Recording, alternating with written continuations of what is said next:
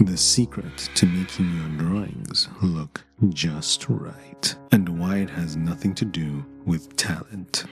This is a story of how I learned to draw horses. Once upon a time, I actually thought I'd never learn to be able to draw them at all.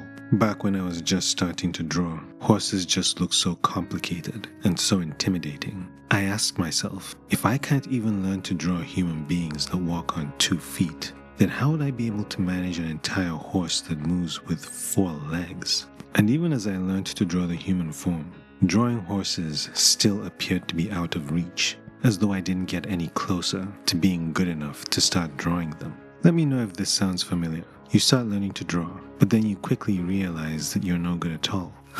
A fact that becomes mercilessly obvious immediately. So you practice and keep practicing, plowing through the inevitable frustration. But then you start to get better and you notice the things you draw start to take a recognizable form. It looks good. So good you in fact even want to show people. And the more that happens, the more you start to divide everything in the world into one of 2 categories. The first category would be everything you can draw. The second, much larger category will be everything you can't draw. In order to be able to learn to expand the first category and learn to draw more and more things, you need to go a step beyond regular practice and do something that will rapidly improve your art and help you learn to draw the things that right now you believe you would never be able to draw. So how do you go a step beyond practice? You do it by embracing the following mantra.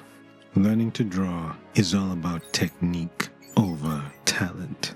A technique, by definition, is a skillful or efficient way of achieving something. You can think of it as a method that's used to enhance your performance. Something you need to take into consideration in order to achieve your desired goal. Basically, from an artistic point of view, whenever you try drawing something and you're hit with that nagging feeling that it just doesn't look right, but you don't know why, odds are high that you're yet to learn the particular technique that will help you make it look right effortlessly. It's like playing a video game. When you keep on attacking an enemy with the wrong kind of weapon, I mean, yes, you'll chip away at its health, but it will take too long to defeat it. But when you get the right weapon, on the other hand, it goes down in a few hits. So when you not only practice, but you also practice the right techniques that apply to the thing you want to learn to draw, you experience this magical moment in which even a half-hearted attempt at applying the techniques will lead you to effortlessly draw the very thing that you were so convinced was impossible to draw.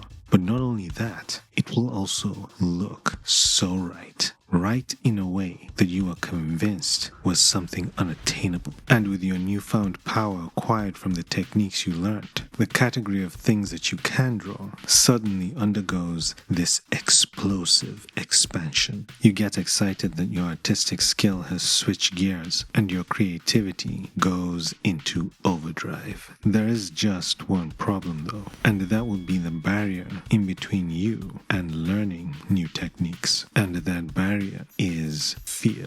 The fear of trying new things, the fear of learning new things, and of course, the fear of failure. This would be a good time to give you examples of techniques in art. I'll stick to the ones that apply to the horses I've drawn in this video. The first, most obvious one would be gesture. Gesture is what makes the artwork feel alive. You can think of it as the soul of the drawing. In order to make the horses look like they're actually moving with energy and kineticism, or posing in a way that suggests that they're full of life, I had to take into account things like the gesture line or the action line to give the horse's body some sense of direction and weight. Another technique I had to apply is something called the center of gravity. This is something subtle. It sells the idea that the horse is actually standing in a stable way without any fear of it toppling over. It's also something that needs to be taken into account when the horse is jumping or about to jump. Next would be proportions. Having a good sense of the height of the horse as it relates to its neck and the rest of its body lets anybody seeing it immediately identify it as a normal horse, one they've seen many times before. And then of course there's the big one, the most frightening technique of them all. At least I know it was for me. And I'm of course talking about perspective. You don't have to be a master in perspective. You just need to acquaint yourself with some of the basic rules. Doing so will improve something called your spatial awareness or your perspective intuition. Understanding perspective, even if it's to a very limited extent, will go a long way into improving the three-dimensionality of your drawings. You'll be able to take things like overlap and foreshortening into account to make it look like whatever it is that you drew is actually occupying 3D space, when in reality, it's been drawn on a two-dimensional piece of paper. Or in my case, a two-dimensional iPad screen.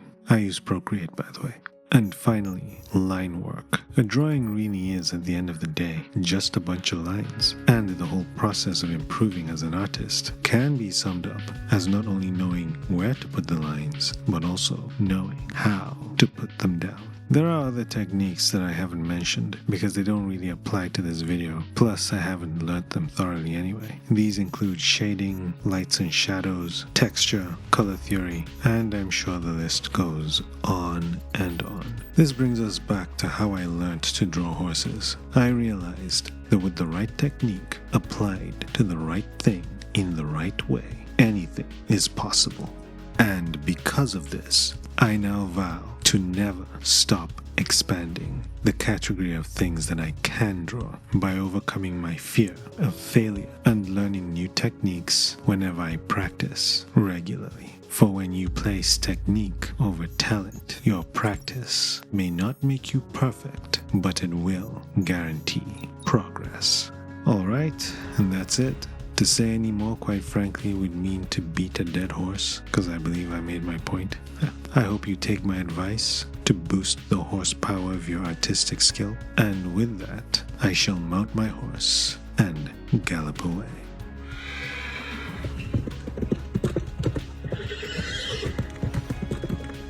So stay pure of heart and never stop wielding the power of your pencil. Good luck and goodbye.